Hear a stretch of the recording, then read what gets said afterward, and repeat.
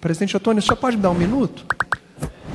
Um minuto, nobre deputado Luiz Lima. Presidente Ottoni, eu gostaria de concordar muito com o que o professor Tarcísio, do pessoal do Rio de Janeiro, disse na tribuna agora, em relação a regras, a orçamento do Legislativo, a pagamento de emendas. E eu reafirmo aqui, o presidente Lula é sim o responsável pelo pagamento das emendas e ele dá a velocidade que ele quer. Eu faço aqui um desafio para o PT apresentar o percentual de emendas impositivas que foram pagas antes da eleição e apresentem o que o Partido Novo recebeu de emendas impositivas antes da eleição. Não temos regras claras dentro da democracia brasileira. Eu acho que o nosso papel aqui é legislar, não é distribuir recurso. Já que tem o recurso, ele tem que ser pago igualmente para todo mundo. Porque é claro que o governo está favorecendo aqueles que estão com ele. Obrigado, presidente. Para falar a favor do projeto, deputada Érica Cocai. Eu tenho um projeto nessa casa para acabar com as emendas individuais e transformarmos todas as emendas fruto do orçamento participativo. Porque aí você tem realmente transparência.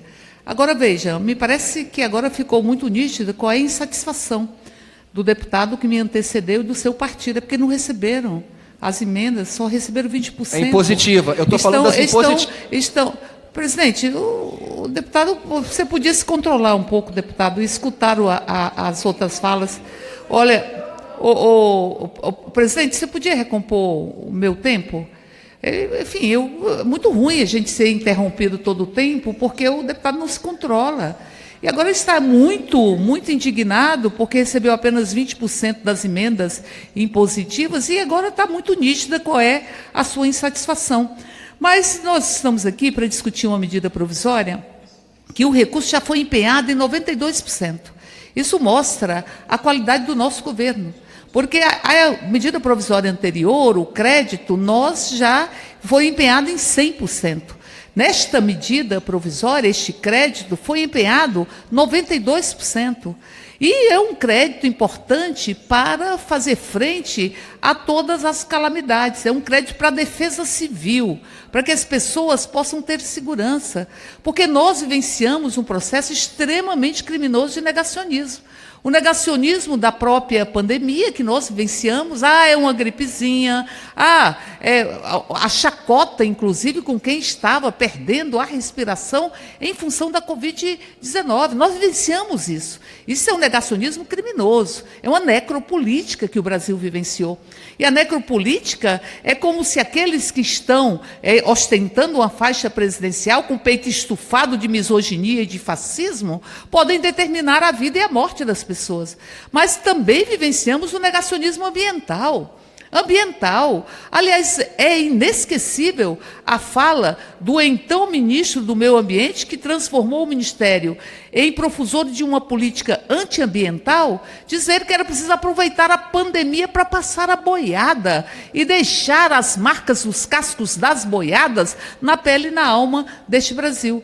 Por isso, há muito negacionismo que foi implementado, negacionismo ambiental, negacionismo da ciência, negacionismo da própria verdade.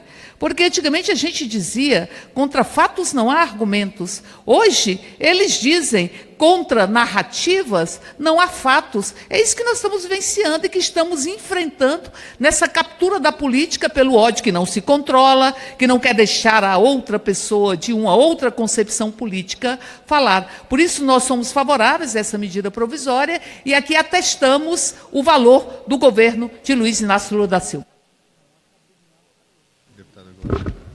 Deputado Glauber Braga, para falar a favor. Declaro encerrada a discussão. Passa-se a votação. Em votação, o parecer da comissão mista na parte em que manifesta opinião favorável pelo entendimento dos pressupostos constitucionais e relevância e urgência e de sua adequação financeira e orçamentária nos termos do artigo 8º da Resolução do Congresso Nacional número 1 de 2002. Em votação, aqueles que forem pela aprovação, permaneçam como se acham. Aprovado. Em votação, o parecer da comissão mista, na parte em que manifesta opinião favorável pelo não atendimento dos pressupostos constitucionais de relevância e urgência e de sua adequação financeira e orçamentária nos termos do artigo 8º da Resolução do Congresso Nacional, número 1 de 2002. Em votação, aqueles que forem pela aprovação permaneçam como se acham. Aprovado, passa-se ao mérito. Em votação, a medida provisória número 1337 de 2026. Em votação, aqueles que forem pela aprovação permaneçam como se acham. Aprovada. Em votação, a redação final, aqueles que forem pela aprovação permaneçam como se acham. Aprovada. A matéria vai ao Senado Federal. Comunica aos senhores deputados e às senhoras deputadas que chegou à Câmara dos Deputados o ofício do Congresso Nacional número 130 de 2026, que encaminha o processo da medida provisória número 1351 de 2026. Discussão em turno único a medida provisória número 1351 de 2026, que abre crédito extraordinário em favor do Ministério de Minas e Energias no valor de 330 milhões de reais para o fim que especifica, tendo parecer da Comissão Mista de Planos, Orçamentos Públicos e Fiscalização. Passa-se a discussão. Para discutir a favor, Sargento Gonçalves, deputado Chico Alencar, deputado Chico Alencar. Por economia processual, aqui embaixo mesmo, nós sabemos que o botijão de gás, tão essencial à vida do brasileiro comum, chegou em algumas regiões a R$ 140. Isso decorre de uma combinação de fatores, notadamente a guerra que teima em continuar, que vai levar, inclusive, Donald Trump, o seu promotor principal, a perder as eleições parlamentares nos Estados Unidos em novembro, mas Irã, Estados Unidos, Israel, isso pressiona os preços do petróleo, a alta do diesel, e encareceu o aumento das alíquotas sobre o GLP, e reajuste no refino privado, impacto direto dos preços internacionais. Portanto, a exposição de motivos para esse crédito suplementar é muito consistente e entendemos que devemos aprová-lo. Isso é uso responsável do dinheiro público, ao contrário do que alguns fazem com emendas parlamentares.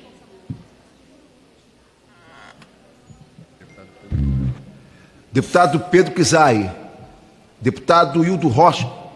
Pedro Kizai. Quero falar da importância de todas essas medidas provisórias que hoje estão se definindo aqui no Parlamento. Quero cumprimentar Vossa Excelência por essa celeridade e importância. Desde o tema dos desastres naturais, o tema dos tornados no Rio Grande do Sul, o tema das secas que atinge, né, das intempéries, no Brasil inteiro, que vai se transformando em medida provisória em resposta do nosso governo, do presidente Lula, e quando o presidente vai enfrentando os problemas, como hoje, não só diante da guerra, que vivenciamos o risco de aumento dos combustíveis, o governo subsidia os combustíveis para não produzir inflação no país, também o desenrola para enfrentar o endividamento das famílias oriundas do vício de jogos, das bets, ou da taxa abusiva e criminosa do Banco Central, que produz endividamento nas famílias brasileiras. O presidente Lula monta um programa extremamente robusto e agressivo do desenrola para permitir milhões de brasileiros resolver limpar seu nome, resolver suas dívidas, seus passivos, como também um governo que busca, no andar de baixo, nos trabalhadores e trabalhadoras, reduzir impostos como o imposto de renda, na isenção dos trabalhadores que ganham até R$5 mil, e com desconto para aqueles trabalhadores que recebem até R$7.350, permitindo assim ativar a economia, movimentar a economia brasileira e criar novas oportunidades. E não tenho dúvida que, se nós quisermos, como parlamento aqui, que a Câmara já fez a sua tarefa, mas o Senado ainda não fez, é votar o fim da escala 6x1. O povo brasileiro, as mulheres, 83% das mulheres querem o fim da jornada de 6x1 para ter 2 dias para a família, para descansar, para ficar com seus filhos, para rezar, para viver.